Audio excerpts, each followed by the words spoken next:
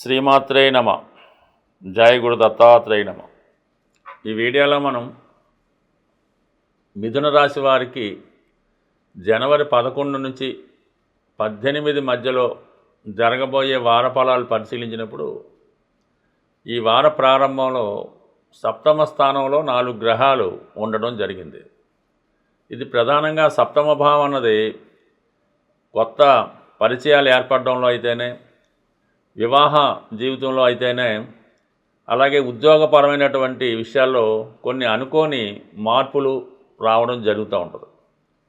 రవి సప్తమ స్థాన సంచారం చేస్తున్నప్పుడు చాలా వరకు భార్యాభర్తల మధ్య ఇగో ప్రాబ్లమ్స్ రావడం జరుగుతూ ఉంటుంది. లేదంటే ఇద్దరూ చాలా బిజీగా ఉండడం వల్ల కలిసి ఏ నిర్ణయం తీసుకోవడానికి కూడా కష్టం ఉంటుంది. ఒకరినొకరు పట్టించుకోలేదని విమర్శించుకోవడం కూడా జరుగుతూ ఉంటుంది. కుజుడు సప్తమ స్థానంలో ఉన్నప్పుడు సహజంగా భార్యాభర్తల మధ్య విభేదాలు రావడం జరుగుతుంది. ఎంత సఖ్యతగా ఉందామనుకున్నాం, ఏదో ఒక గొడవ, ఏదో ఒక ఇబ్బంది మధ్యలో ఎవరి వాళ్ళు కూడా ఇబ్బందులు పడి ఎడముఖం పిడముఖంగా ఉండడం జరుగుతూ ఉంటుంది. ఒకరి మీద ఒకరు తీవ్రమైనటువంటి కోపతాపాలతో ఉండడం జరుగుతూ ఉంటుంది. అయితే శుక్రుడు కూడా సప్తమ స్థానంలో ఉన్నాడు. శుక్రుడు కూడా సప్తమ స్థానంలో ఉన్నప్పుడు ఇది ఒక విధంగా కారకోభావనాశి అన్న ఏదన్నా సరే ఇతర స్త్రీల వల్ల ఇబ్బందులు రావడం జరుగుతూ ఉంటుంది. అంటే మీ యొక్క అన్యోన్యతలో ఎవరో ఒకరు ప్రమేయం వల్ల, ఒక స్త్రీ ప్రమేయం వల్ల కొన్ని అపార్థాలు, ఇబ్బందులు రావడం జరుగుతూ ఉంటుంది. అలాగే ఈ బుధగ్రహం కూడా డ్యూయాలిటీ ప్లానెట్ అవ్వడం వల్ల ఆల్రెడీ వివాహం జరిగి ఉన్నప్పటికీ, ఒక భార్య ఒక భర్త ఉన్నప్పుడు కూడా ఇతరుల మీద ఆసక్తి చూపించడం, ఇతరులతో పరిచయాలు పెంచుకోవడం లాంటివి కూడా చాలా వరకు జరుగుతూ ఉంటాయి. ఈ సందర్భంలో ఏముందంటే 1-7 రాశి సప్తమాధిపతుల మధ్య పరివర్తన ఏర్పడింది. అంటే బుధుడు మన మిథున రాశిలో స్వక్షేత్రంలో ప్రవేశిస్తే గురువు సప్తమ స్థానంలో ప్రవేశించడం జరుగుతూ ఉంటుంది. ఇది ఒక విధంగా ఈ వారం అంతా కూడా ఈ పరివర్తన నడుస్తూ ఉంటుంది. అంటే 17వ తారీఖు వరకు బుధుడు సప్తమ స్థానంలో ఉంటూ దాని తర్వాత అష్టమంలోకి వెళ్తాడు. దానివల్ల ఏమవుతుందంటే కొద్దిగా ఈ పరివర్తన యోగం వల్ల ఎవరైతే వివాహ ప్రయత్నాలు చేస్తున్న వాళ్ళు ఒక సడన్గా పెళ్లి కూతురును ఒకళ్ళు అనుకొని సడన్గా మార్చుకొని వేరే సంబంధం కూర్చుకోవడం కూడా జరుగుతూ ఉంటుంది. ఈ విధంగా చివరి నిమిషంలో అనుకున్నటువంటి పెళ్లి సంబంధం కాక వేరేది కూడా జరుగుతూ ఉంటుంది. కొన్ని సందర్భాల్లో కొన్ని కొత్త పరిచయాలు ఈ రాశి వారికి ఏర్పడడం జరుగుతుంది. అది చాలా వరకు అనుకూలంగా ఉంటుంది. బుధుడు మిథున రాశిలో ప్రవేశించడం వల్ల వీళ్ళకి భద్రమహాపురుష యోగం అనే పంచమహాపురుష యోగం ఏర్పడుతుంది టెంపరీగా. ఈ గురువు అక్కడ వచ్చే ప్రభావం ఏంటంటే మనకి హంస మహాపురుష యోగం అని ఇంకో యోగం ఏర్పడుతుంటుంది. ఇవన్నీ కూడా జాతకుడి సడన్గా అతని యొక్క సామర్థ్యం పెరుగుతూ ఉంటుంది. ఏదైనా చేయగలనటువంటి కాన్ఫిడెన్స్తో ముందుకు వెళ్ళడం జరుగుతూ ఉంటుంది. బట్ ఏదైనా కొన్ని కొత్త నిర్ణయాలు, కొన్ని కొత్త పరిచయాలు ఈ వారం ఈ మిథున రాశి వారికి ఏర్పడడం జరుగుతూ ఉంటుంది. అలాగే ఈ గ్రహాలన్నీ కూడా ముఖ్యంగా ఈ 12వ తారీఖున శుక్రుడు అష్టమ స్థానంలో ప్రవేశిస్తున్నాడు. ఒక విధంగా ధనకారకుడు శుక్రుడు కాబట్టి అష్టమంలోకి వెళ్ళినప్పుడు ఏదన్నా ఒక ధనలాభం, స్త్రీల వల్ల ధనలాభం కలగడం జరిగే అవకాశం ఉంది. సో అయితే ఏంటంటే కొన్ని విరోధాలు కూడా వచ్చే అవకాశం ఉంది. అప్పుడు దాకా సఖ్యతగా ఉన్నటువంటి స్త్రీలతో విరోధాలు రావడం, మనస్పర్ధలు రావడం జరుగుతూ ఉంటుంది. ప్రధానంగా 14వ తారీఖున జనవరి 14న ఈ మకర సంక్రమణం ఈ మిథున రాశి వారికి అష్టమంలో ప్రవేశిస్తున్నటువంటి రవి చాలా వరకు అధికారుల వల్ల ఇబ్బందులు, ఏదన్నా మీరు ఒక ప్రోగ్రాం పెట్టుకుంటే అది అధికారుల వల్ల, పెద్దవారి వల్ల అది ప్రోగ్రాం చేంజ్ అయిపోతుంటుంది. ఏదో ప్రతి విషయంలో కూడా కొద్ది ఆటంకాలు ఎదురవుతుంటాయి. సడన్గా హెల్త్ ప్రాబ్లం రావచ్చు. ఏదో ఒక సమస్య, ఏదో ఒక ఆలోచన మిమ్మల్ని ఇబ్బంది పెడుతూ బయటికి ఎంత సంతోషంగా ఉందామనుకున్నా కూడా లోన ఏదో విధంగా మదనపడి ఒక విధమైన ఆందోళన కూడా గురవడం జరుగుతూ ఉంటుంది. అంటే సకాలంలో మనం అనుకున్నవి చేయలేకపోవడం వల్ల, పే చేయవలసినవి చేయలేకపోవడం వల్ల కొన్ని ఇబ్బందులు అంతర్గతంగా మీరు ఫేస్ చేయడం జరుగుతూ ఉంటుంది. అయితే బయటికి అది చాలా సంతోషంగా ఉన్నట్టే కనబడుతూ ఉంటారు. ఇక కుజుడు అష్టమ స్థానంలో ప్రవేశిస్తాడు ఈ వారంలోనే 15వ తారీఖున. అది చాలా వరకు కొంత జాగ్రత్తతో కూడుకున్న విషయమే. సడన్గా బంధువులతో విరోధాలు రావచ్చు.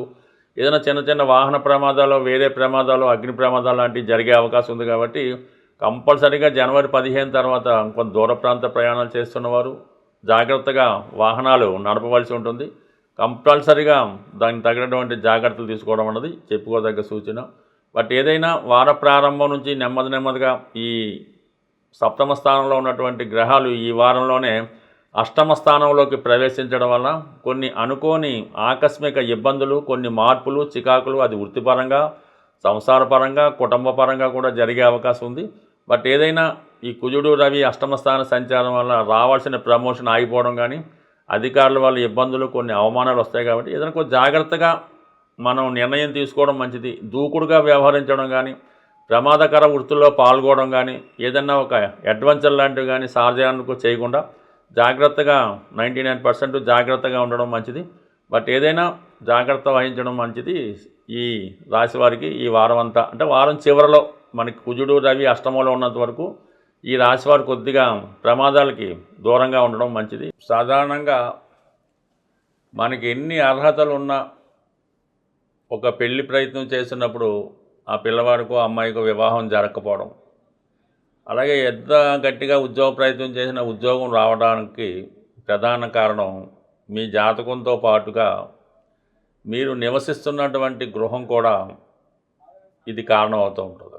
సాధారణంగా ఉత్తరం వైపు సింహద్వారం కలిగినటువంటి వ్యక్తులు ఆర్థిక పరంగా చాలా అనుకూలంగా ఉన్నప్పటికీ కూడా ఏ విధంగానైనా ఉత్తర భాగంలో ఇబ్బంది కలిగినప్పుడు తొందరగా వివాహాలు అన్నవి జరగకుండా ఇబ్బంది పడుతూ ఉంటారు. అలాగే ఆ కుటుంబ సభ్యుల మధ్య, ముఖ్యంగా అన్నదమ్ముల మధ్య కానీ, అక్క చెల్లెల మధ్య కానీ విభేదాల కారణంగా వచ్చిన సంబంధాల్ని వదులుకోవడం లాంటిది కూడా జరుగుతూ ఉంటుంది. సో అలాగే ఉద్యోగ ప్రయత్నాలు కూడా ఏమవుతాయంటే సరైనటువంటి అవకాశాలు రావు. వీళ్ళు ఏదో ఒక ఉద్యోగం కోసం ప్రయత్నం చేస్తుంటారు, చిన్న ఉద్యోగంలో చేరరు. ఈ విధంగా కూడా, అంటే ప్రధానంగా ఈ ఉత్తర ప్రభావం, ఉత్తర దిక్కు దోష ప్రభావం ఆర్థిక సమస్యల మీద, స్త్రీల మీద ఎక్కువ ప్రభావం చూపుతూ ఉంటుంది. అటువంటి ఉత్తర దిక్కు సమస్యలు ఉన్నవారు వెంకటేశ్వర స్వామిని బుధవారం రోజు అర్చించడం వల్ల, పూజించడం వల్ల ఇటువంటి వాస్తు దోషాలు సరయ్యే అవకాశం ఉంటుంది. ప్రధానంగా ఆగ్నేయప్రదంగా దోషం ఉన్నప్పుడు ఆ ఇంట్లో యజమానురాలికి, అంటే ఎవరైతే మెయిన్గా యజమానురాలు ఉంటుందో ఆమెకి స్త్రీ సంబంధించినటువంటి వ్యాధులు, గర్భకోశ వ్యాధులు లాంటివి రావడం వల్ల కొంతవరకు ఫిజికల్గా ఎప్పుడూ అనారోగ్య సమస్యలతో బాధపడుతూ ఉంటారు.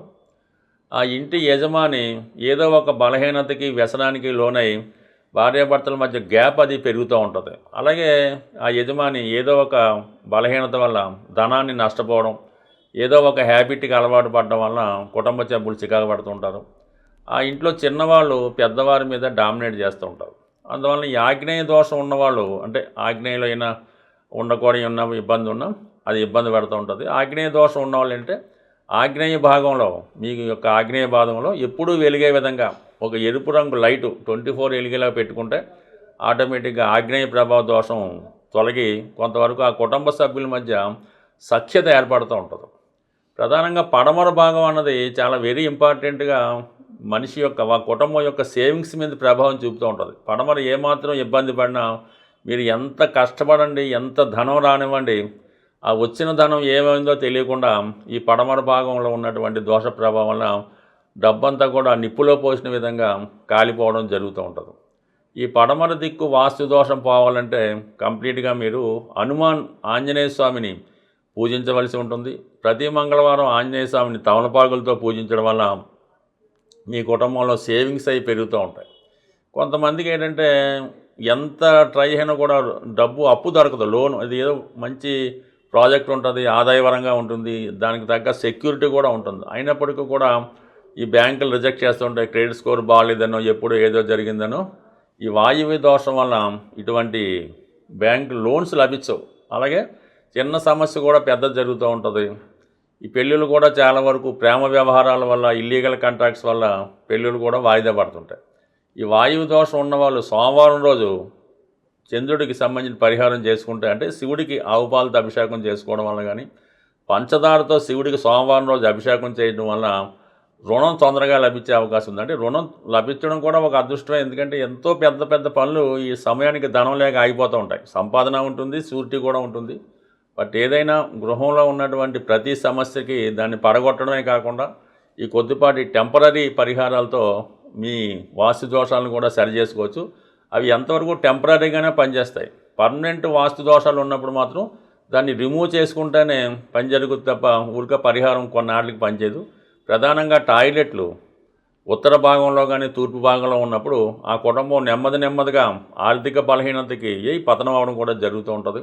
ఇటువంటి ఏమన్నా ఉన్నప్పుడు కంప్లీట్గా రిమూవ్ చేయవలసి ఉంటుంది. కొన్నాటికి చిన్న పరిహారాలతో సరి చేసుకోవచ్చు. ఏదన్నా మన పని బట్టి ఫలితం ఉండడం జరుగుతూ ఉంటుంది. స్వస్తి.